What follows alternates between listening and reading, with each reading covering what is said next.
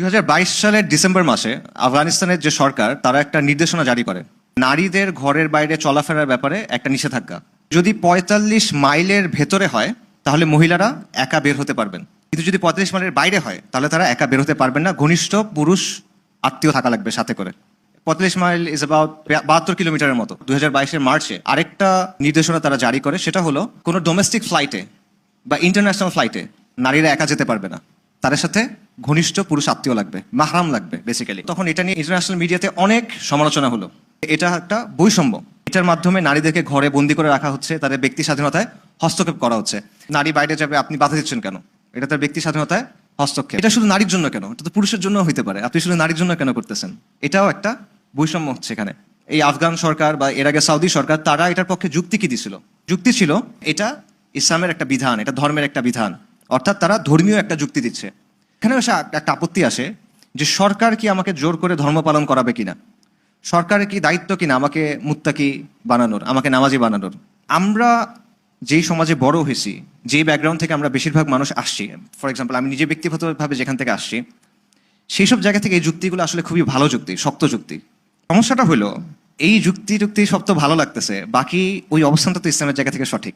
আপনি যদি ইসলামের অবস্থান দেখেন, চার মাযহাবের অবস্থান দেখেন, চার মাযহাবের অবস্থান হলো নারী যদি নির্দিষ্ট দূরত্বের বাইরে যায় সে একা যেতে পারবে না, তার সাথে মাহরাম থাকা লাগবে।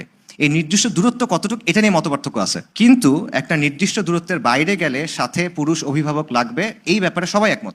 এখন সমস্যাটা কোথায় হচ্ছে দেখেন, আমার সমাজ, আমার শিক্ষা, আমার সংস্কৃতি, যেভাবে আমি বড় হয়েছি, আমার মূল্যবোধ, এটা আমাকে বলতেছে যে এগুলা ব্যক্তি স্বাধীনতা বিরোধী, এটা বৈষম্য হচ্ছে। অন্যদিকে আমি আবার বিশ্বাস করতেছি যে আমি মুসলিম, ইসলাম চিরন্তন, ইসলাম কিয়ামত পর্যন্ত আসছে, সবার জন্য আসছে, ইসলাম যেটা বলে সেটা অবশ্যই সঠিক। দুটা তো মিলতেছে না। ইসলাম যদি সঠিক হয় তাহলে এই অবস্থানও সঠিক, যদি এই অবস্থান সঠিক হয় তাহলে আমি এতক্ষণ যেগুলো বললাম সেগুলো কি হলো? এই জায়গায় দেখেন আপনি সংঘাত হচ্ছে। ইসলামের যে অবস্থান আর আমাদের বিল্ট ইন যে অবস্থান বা আমরা যে অবস্থান নিয়ে বড় হচ্ছি এটার মধ্যে মিলতেছে না। আমরা কতগুলো জিনিসকে সঠিক বলে ধরে নিছি, মানবাধিকার, নারীবাদ বা নারী অধিকার, মুক্ত চিন্তা, ব্যক্তি স্বাধীনতা, গণতন্ত্র, এরকম অনেক বিষয় আছে যেগুলো আমরাকে বিনা প্রশ্নে সঠিক বলে ধরে নিছি। আবার আমরা ইসলামকেও মানতেছি।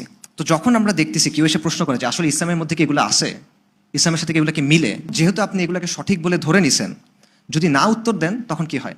কিছু মানুষ যখন দেখে যে না আসলে ইসলামের সাথে এটা মিলতেছে না, মানবাধিকারের অনেক কিছু ইসলামের সাথে মিলতেছে না, নারী অধিকারের অনেক কিছু ইসলামের সাথে মিলতেছে না, তখন তাদের অবস্থা কি হয়? তারা ইসলাম থেকে বের হয়ে যায়, মুরতাদ হয়ে যায়। আরেকটা অংশ কি করে? তারা বলে হ্যাঁ সব ইসলামের মধ্যে আছে, এগুলোও ভালো, ইসলামও ভালো, যেহেতু দুটাই ভালো তার মানে দুটাই এখানে আছে, কিন্তু এটা বললে তো হবে না, এটা আপনার মিলাইতে হবে।